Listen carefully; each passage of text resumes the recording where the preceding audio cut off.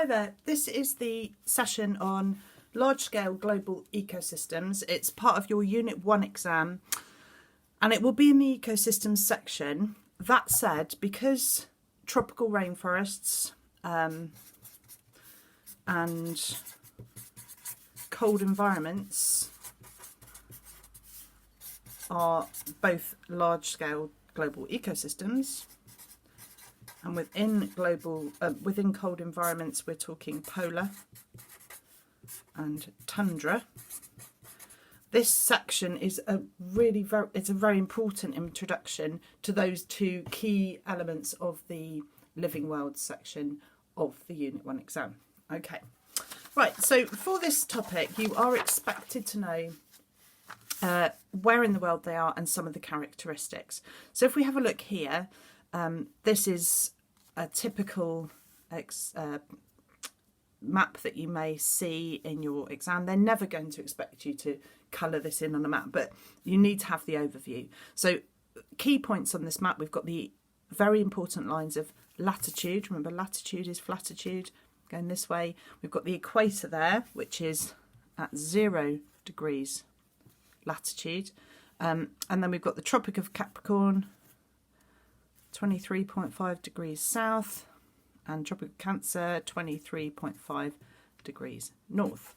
And then right up to the polar regions, the North Pole is 90 degrees, the South Pole is 90 degrees south, and the North Pole is 90 degrees north.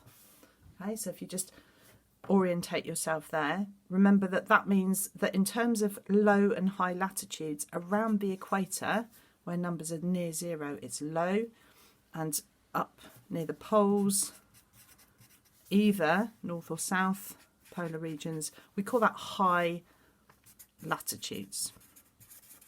Okay, so if we have a quick look, around the equator we're going to be finding what's coloured in the dark green colour here, which is a tropical rainforest. As we move away in both directions around the Tropic of Cancer and Tropic of Capricorn, not on them, so that would be a very, very thin line, but around them we see our yellow areas, which is the hot deserts. And again, they're mirrored, aren't they? If we then move further out again, we get to the UK, and we know here we have what's in pink, which is deciduous woodland. And we see this throughout Europe, East Asia, and on the eastern side of the USA, these large areas, and a little bit that we can just see in Australia there. Why do we not see more deciduous woodland in the southern hemisphere? Very little land. If we then move out further again, in the north of Canada, the north of Russia, North Alaska, Iceland, Svalbard, we're seeing what's in black here, and there's a tiny little bit of it here as well, which is tundra. So that's frozen most of the year, and then it thaws out briefly through the summer months. The active layer thaws out, and then in the extreme north and the extreme south we get our polar regions. Okay, so that's the pattern. Now, it is useful for us to try and explain that. I should say there's one more major biome which may come up. I observe it hasn't come up on exam papers, but I'm just going to colour in. Between the tropical rainforests and the hot deserts, you tend to get these sort of tropical grasslands. So if you think of Lion King country, often called savannah, spelt various ways, that's one of them. And so if you were in, say, in southern Nigeria, in tropical rainforest, and you headed north, you wouldn't go from a tropical rainforest to a hot desert. You would pass through an area, which is to say, again, if you think Lion King, grasslands, acacia trees, very dry in summer, rainy season when it becomes quite green and lush. Okay, so that's the pattern. Hotter at the equator, colder at the poles. And then something about bands of rain, and then dry, and then more rain, and then actually the poles are cold deserts. So something's there. So let's just have a go at explaining why we see these patterns. So if that's our lovely planet, and let's put the equator on there, and we'll put the tropics on there as well. Tropic of Cancer and the Tropic of Capricorn. Okay, there we go. So, and then we've got our 90 degrees south, 90 degrees north. Okay, so if we imagine that the sun, let's choose a suitable sun colour, is over here, beaming down on Earth. So what happens is, if we imagine an area of sun's energy that's this wide, so this kind of area of energy coming in, at the equator, or between the tropics, it's going to be heating an area that is the same size, because it's straight on. If you imagine if a torch was shining on there, a beam of a torch, it would just cover that area, and you'd have quite a distinct circle of light. And so what we would say here is that the sun is concentrated. And again, that's going to be important as you think about evaporation in the tropical rainforests and so on. If we go up to the North Pole, or to the high latitudes, let's do it up here, but it could be below. If we have a line that's the same width, so I'm trying to make that the same width, and it strikes the Earth, because of the curve of the Earth, that sunlight, the same amount of sunlight, is covering a much, much larger area. So that same amount of sun coming in, so it's unhelpful almost to have the sun there, because the sun's a long way away, much further. But if you imagine, if that sun comes in, the sun here is less concentrated. Much less concentrated. And that means that that area will be colder. So if you imagine a glass of squash, say, and one of them's got lots and lots of squash in it, so it's really concentrated and strong. Imagine on a hot day you can feel the sun on your skin, and then a glass of squash maybe where it's got much less squash in it, much less concentrated, and therefore it's weaker. And that is the reason why at higher latitudes it's colder, and at lower latitudes around the equator it is hotter. And that's a very, very important piece of learning, because you can put that into your answers, can't you?